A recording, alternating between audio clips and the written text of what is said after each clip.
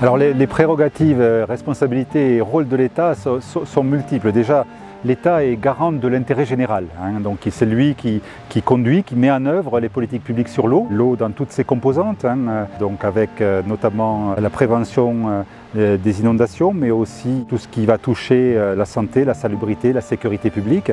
Le premier rôle de l'État, c'est avant tout de s'assurer de l'intérêt général. Après, effectivement, l'État a trois rôles. Le premier, c'est la sécurité des ouvrages hydrauliques et des barrages. Les barrages sont des ouvrages de stockage qui ont une vocation qui peut être l'eau potable, le loisir ou l'énergie. Et à partir de là, l'État veille à ce que le gestionnaire de l'ouvrage applique des consignes qui sont très strictes pour pouvoir gérer dans les règles ces personnes. Donc le rôle de l'État, c'est de s'assurer de la bon dimensionnement de l'ouvrage et également que les règles, les consignes sont bien respectées par son exploitant. Il a aussi un rôle de contrôle des règles d'usage et de règlement d'eau, puisqu'à tout ouvrage est associé un règlement d'eau. Donc les services de l'État écrivent les règles et veillent à leur application et contrôlent ces règles. C'est un rôle extrêmement important. Et enfin, le dernier rôle, c'est en fait un État qui est propriétaire d'ouvrages. Et ces ouvrages sont concédés à des hydroélectriciens, que ce soit la CHEM ou EDF. Et donc le rôle de l'État, c'est de vérifier la bonne application des contrats de concession.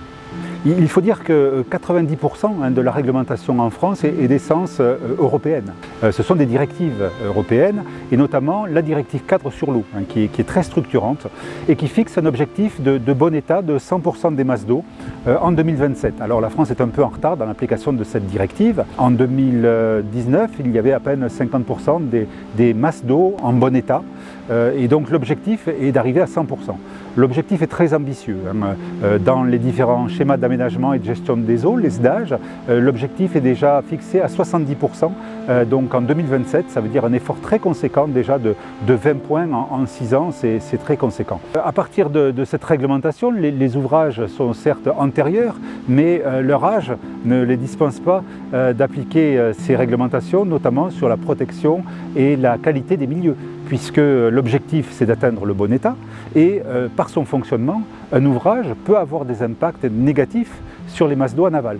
Par exemple, lors des vidanges d'ouvrages, il peut y avoir des sédiments qui peuvent polluer donc les masses d'eau en aval. Donc l'objectif, c'est de faire en sorte que les ouvrages, tous les ouvrages, y compris les plus anciens, respectent des règles de gestion, de déstockage en particulier, ou de vidange, pour prévenir la dégradation de l'eau en aval de ces ouvrages. La question de l'évolution des ouvrages, des usages sur un ouvrage et du multi-usage est une question qui se pose parce qu'un ouvrage souvent ancien voit ses usages se modifier au cours du temps.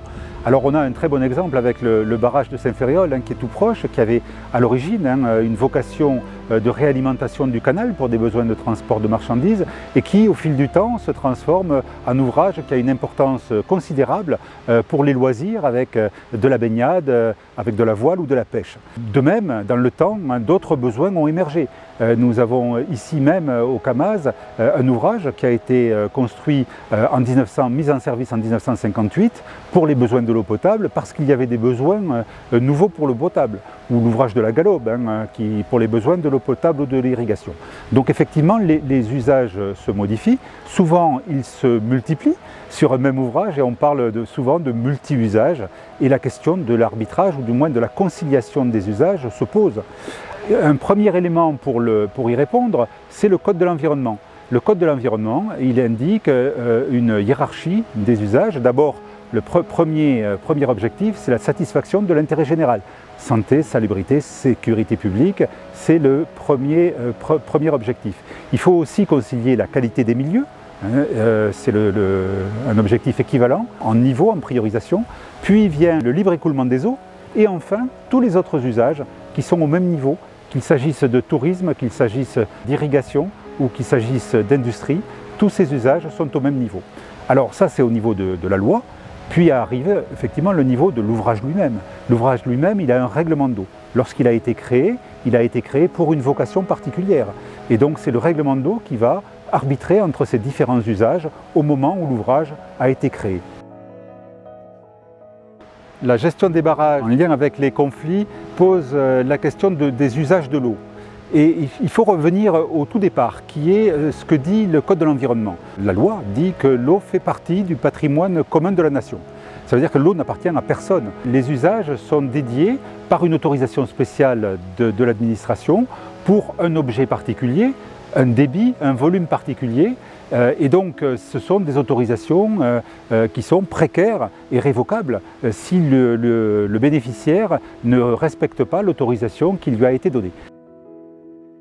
L'effet de la température est très impactant dans ce changement climatique. À partir du moment où la température augmente, tous les autres effets sont induits, et notamment l'évaporation qui va structurellement augmenter.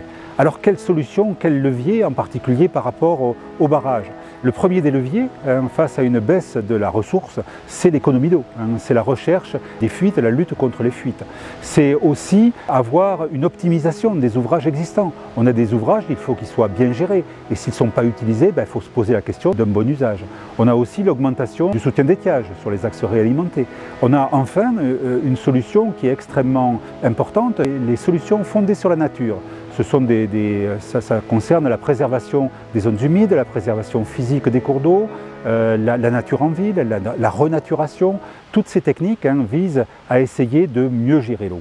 Alors la place du stockage, où elle se trouve? Eh bien, la question, c'est de se poser la question du stockage au plus près du point de chute de la goutte d'eau, de manière à infiltrer l'eau dans les sols. C'est vraiment la clé, elle est là. Et elle peut se décliner aussi bien à la campagne qu'en ville. À la campagne, il faut avoir des sols qui soient humides, humiques aussi, donc faits de matière organique, avec une bonne capacité de rétention de l'eau pour freiner l'eau, puisque c'est ça l'objectif, c'est de freiner l'eau. Et en ville, il faut essayer d'avoir la moindre artificialisation possible, puisque il faut, si on veut infiltrer l'eau, il faut avoir recours à des chaussées ou des routes réservoirs donc drainantes, ou bien encore des toitures terrasses. Le maître mot du stockage, c'est d'abord freiner l'eau. Les crues aujourd'hui se présentent sous forme de pics d'une extrême intensité. Donc freiner l'eau, arriver à mieux la stocker, à mieux la gérer, et les stockages souterrains par rapport au barrage, par rapport aux solutions superficielles, sont toujours préférables. Elles sont toujours préférables parce que moindre réchauffement, moindre évaporation, moindre impact sur les milieux en aval. La clé, effectivement, c'est le stockage de l'eau dans les sols.